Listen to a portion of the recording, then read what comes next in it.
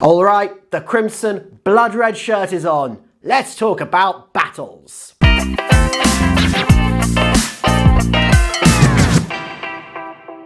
Hey guys, how are you doing today? It's P.E. Gilbert, your blogger, writing consultant, and the author to the fantasy novella, The Sultan's Daughter. And today, we're going to discuss how to write an epic battle, with particular emphasis on what to do in the run-up to the battle. But before we go any further with today's content, hit that subscribe button.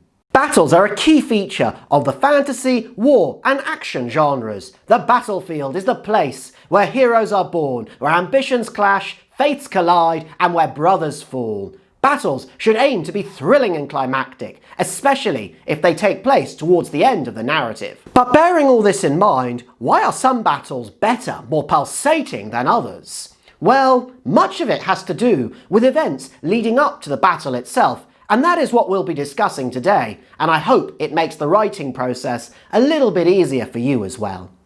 Tip 1. Decide where the battle will take place. When you, as a writer, plan your story, it is important that you decide where your battle will physically take place in advance. For a battle to make logical sense from a narrative perspective, it must take place in a militarily strategic location that advances the plot, i.e., a specific location for a specific reason. Thus, before you even begin writing your battle, you must ask yourself why the battle is happening in the place that it is. For example, let's look at the major battle that happens in the third installment in the Hobbit trilogy, which takes place at the Lonely Mountain. After Smaug the dragon has been slain, he leaves behind a trove of gold in the aforementioned mountain that is large enough to outdo Scrooge McDuck's vault. The dwarves, led by Thorin Oakenshield, use the Lonely Mountain's natural frontier to barricade themselves inside it, to secure their position and to keep the treasure for themselves.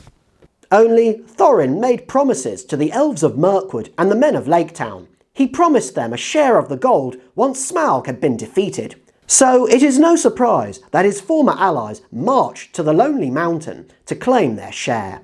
And then equally, it is no surprise that the orcs, who want to annihilate all life forms on Middle-earth, attack them from behind. Therefore, the major battle in The Hobbit 3, the Battle of the Five Armies, being positioned at the foot of the Lonely Mountain, makes sense. Our second example for choosing the location of a battle in advance is the Trident River in A Song of Ice and Fire. During Robert's Rebellion, which takes place 15 years before the story begins, Robert Baratheon famously beat Prince Rhaegar Targaryen on the Trident. The battle took place here as 1. The Trident is a river and provides a natural frontier. 2. The Northmen, led by Lord Eddard Stark, were riding south toward King's Landing, the capital of Westeros. 3. Robert and his vassals had ridden north to join up with their northern allies. And 4. Prince Rhaegar Targaryen had mustered royalist forces to the Trident to stop Robert and the Northmen from riding for the capital. Once Robert slew Rhaegar on the Trident, it made logical sense that Robert and his northern allies made their way to the capital. This was because the royalist forces had either surrendered or fled, and there were no longer any natural obstacles stopping them from making their way to King's Landing. Thus, it made sense that the defining battle of Robert's Rebellion took place at this strategically important location. Tip 2. Give the battle sufficient build-up by creating intolerable pressures for the major characters. Of course, the battle is where the action takes place, but the action will invariably only have the emotional heft it deserves if there is sufficient build-up to the battle. Indeed, it could be argued that without sufficient build-up, your battle is going to be boring, uninteresting, and devoid of emotion. There is a massive exception to this, and we'll get to that shortly, but in the meantime, hear me out. Before a battle, it is advisable that you create tension for your major characters. Principally, you can do this by having your major characters face intolerable pressures as they prepare for battle. Your point of view characters should know, or at least fear, that they or their loved ones have a strong chance of dying in the upcoming battle. That is bad enough, yet you can crank up the pressures further in 2 ways. 1. By making the POV character have significantly fewer soldiers than his enemies, or 2. By making the POV character not trust his allies. An example for when a POV character has had significantly fewer soldiers than his enemies is Jon Snow in the run-up to the Battle of the in Season 6, Episode 9 of Game of Thrones. In the run-up to the battle, the Starks have less than half the number of men of their enemies, the reviled Boltons. Jon Snow, leading the Stark forces to retake Winterfell, agonises with his key advisors in an attempt to come up with a battle strategy that will beat Ramsay on the battlefield. It seems like an impossible task, so it is no surprise that when Sansa Stark suggests finding more men and that Jon should watch out for Ramsay's psychological mind games, Jon reacts angrily. It's not that Jon is an angry person by nature, it's just that the pre-battle pressures are getting to him, and Sansa's suggestions are neither helpful nor exact enough to be of use. An example of a POV character who does not trust her allies is Margaret Beaufort in The Red Queen, which is one of Philippa Gregory's historical fiction novels on the Wars of the Roses. Toward the end of the narrative, the titular Margaret does not know if her husband, Lord Thomas Stanley, will fight for her son, Henry Tudor, or King Richard III in the upcoming Battle of Bosworth. Lord Thomas holds the balance for who is going to win the battle. He is married to Margaret, but his son is King Richard's hostage. Moreover, his war pavilion is stationed halfway between Henry's war camp and Richard's. Thus, he gives no hint either way as to which side he is going to take in the battle. Consequently, Margaret goes back and forth between her son's and her husband's war camps, and she prays in a frantic attempt to ensure that her son will be crowned King Henry VII by the end of the battle. Exception when build-up is not required for emotional heft in battle. In most cases, battles require the sufficient build-up of tension in order for the action to have emotional heft. This is true in most cases, but there are some exceptions. The opening sequence of Saving Private Ryan is a rare instance of how to write an epic battle that has tremendous emotional weight without any build-up. The key reasons for why this battle has such emotional impact on the audience is fourfold. 1. The battle happens right at the start of the film. 2. The film begins at the D-Day landings, so the audience is well versed with regards to the history of events leading up to this moment. 3. The battle involves famous, well-liked actors. And 4. The battle is filmed and choreographed magnificently well, so that viewers feel the raw terror that actual soldiers could have felt as they reclaimed the Normandy beaches in June 1944. If you can write a battle scene like that, then please go ahead and do it. The opening sequence of Saving Private Ryan is a masterpiece, and more battle sequences like that are always welcome. However, you may well need 3 of the above 4 mentioned reasons in order for your battle to have sufficient heft without there being any build-up. However, you may need 3 of the 4 above mentioned reasons to enable your battle to have the same kind of emotional heft as the one of Saving Private Ryan did without sufficient build-up. Indeed, it may not be possible to do this in a fictional fantasy setting. A book that I have recently come across with a terrific battle in it comes from the Raghnall Universe by Shauna Richmond. Her books have an awesome mix of fantasy and Viking, which always makes for great battle sequences.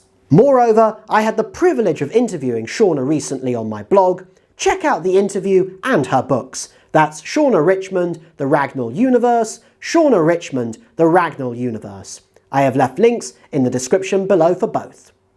Tip 3. Have your major characters do something or reveal something unexpected about themselves in the build-up to the battle. As we discussed in the previous point, your major characters must face intolerable pressures in the build-up to the battle. This helps to generate anticipation and excitement for the upcoming battle. At this point then, it is a good idea for you to show how your major characters handle these pressures. In addition, you can add another layer of depth to the emotions running high before battle by having your major characters do something or reveal something unexpected about themselves that adds value to the plot. After all, your major characters know, or should at least fear, that they, or those they care about most, have a strong possibility of dying in the upcoming battle. As a result, their actions or revelations will make the battle that follows infinitely more enjoyable, meaningful, and/or tragic.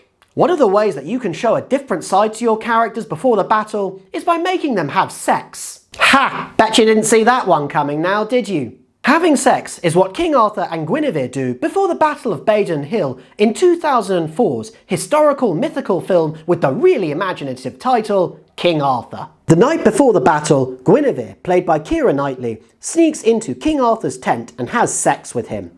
This not only satisfies their carnal urges, it also seals an unlikely alliance between the Woad tribe and the Roman legionaries led by Arthur against the hated Saxons. So, everybody wins. Another way that you can show a different side to your characters is via a heartfelt revelation. In Game of Thrones Season 8 Episode 5, before Queen Daenerys inexplicably burns King's Landing, Tyrion Lannister betrays her by setting his brother Jaime free. But before Jaime leaves, the two brothers have a heart-to-heart. Tyrion admits that he would not have survived his childhood if not for Jaime. You were the only one who didn't treat me like a monster. Consequently, the two brothers embrace and cry, knowing that in all likelihood they will never see one another again. This makes it more upsetting or tragic when Tyrion finds his siblings dead in the next episode, or at least it would have done if the showrunners hadn't ruined the show by then. A third way that you can show how the pre-battle pressures are affecting your major characters is by making them have a breakdown, like what happens in Jarhead. This 2005 film is loosely based on the memoirs of Anthony Swafford during his time as a soldier in Iraq during the First Gulf War. The movie highlights how soldiers handle the stresses of the tedium before battle. Sometimes they simply just have to wait for time to tick by, which in of itself is enough to drive someone mad. The nearer the time for battle comes, the more the pressures of the situation take their toll on Swaff, played by Jake Gyllenhaal. In general, he suffers from mental health issues and paranoia, and before the battle at the end, he has a complete psychotic breakdown. Tip 4. Make the audience feel afraid for the characters involved. The audience needs to care about the characters involved in the fighting, not to mention the ones on the periphery, who will also be affected by the outcome of the battle, especially if the worst case scenario occurs. When the audience cares about your characters, they fear for them, and the key to making your audience fear for your characters is by giving your characters empathy, as we discussed in our videos on how to create the ultimate main and secondary characters as well as the ultimate villain. Once you have made your audience empathise and fear for your protagonists, and possibly even your antagonists, the battle will be so much more gripping and engaging, to the point of setting hearts racing. An example for when we have feared for a main character is Batman when he squares up to Bane in the sewers of Gotham in The Dark Knight Rises. Bane is intimidatingly strong, and he seems to be able to take whatever Batman throws at him. Before long, the cold hand of dread clutches at our insides, as we realise that Batman has met his match, that if Batman is not careful, something very, very bad is going to happen to him. An example for when we have feared for secondary characters comes at the end of the Fellowship of the Ring. During the skirmish at Hen, Merry and Pippin successfully distract the onrushing Uruk-hai to enable Frodo, the main character, to slip away. But soon enough, Merry and Pippin become surrounded by their enemies. With no way out, Boromir, another secondary character, rushes into the fray to save them. He holds up the Uruk-hai for as long as he can, blowing his horn frantically in a desperate call for aid. But then he gets shot by arrows, and he, along with the audience, watches helplessly as the Uruk-hai take Merry and Pippin captive to be tormented and tortured. Moreover, an example for when we have been afraid for an antagonist comes in the form of Stannis Baratheon in Season 5, Episode 10 of Game of Thrones, when he sets out to take Winterfell. To all Stannis the Manus lovers out there, hold on for a moment before you type out your vitriol, hear me out. Yes, in this battle, Stannis is against the hated Boltons. Nevertheless, by this point it can be argued that Stannis has become an antagonist. In Season 2, Stannis cheated on his wife with Melisandre, a Red Priestess, to create a shadow demon that murdered his brother Renly. And in Season 5, Episode 9, Stannis burned his daughter alive in the hope of winning favour from R'hllor, the Red God. So for all his self-righteousness and talk of duty, Stannis is arguably as much a villain here as his opposite number Ramsay Bolton, which is quite astonishing really. Still, despite his crimes, viewers fear for Stannis when Ramsay's larger army rides out from Winterfell, encircling him in a cavalry charge, as it spells doom. And that's all I have for you today, guys. Thank you for watching, and I really hope you have enjoyed this video and that it makes the writing process a little bit easier for you as well. Like, comment and hit that subscribe button so that you will be the first to receive part 2 on how to write an epic battle. Moreover, my debut fantasy novella, The Sultan's Daughter, is out. If you enjoy a book that is short, fast-paced and full of suspense, then check it out. Plus, it will enable you to see whether or not I keep to my own tips as well. I have left a link in the description below. Otherwise, until next time, keep well. Once again, guys, I just wanted to say thank you so much for watching my video. I really appreciate it and I hope you've enjoyed it. Hit that subscribe button and then you will be the first to receive more awesome content from my channel, and I hope to see you again soon.